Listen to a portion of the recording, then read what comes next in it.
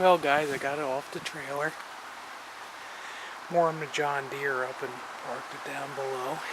And took the hood off and I figured, well, I got the pressure washer and its hose in the garage because that shed is pretty well insulated and hose might be a little froze.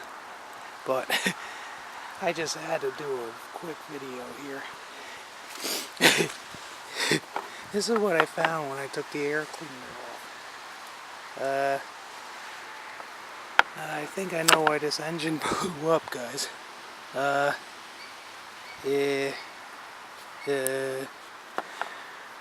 very, very nice man, but yeah. Yeah.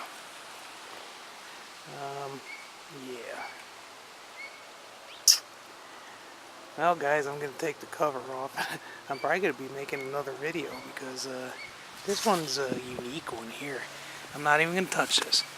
That's going to stay there until Dad gets home because I can see him now. What the hell? Well, wish me luck. Off to see what's under there.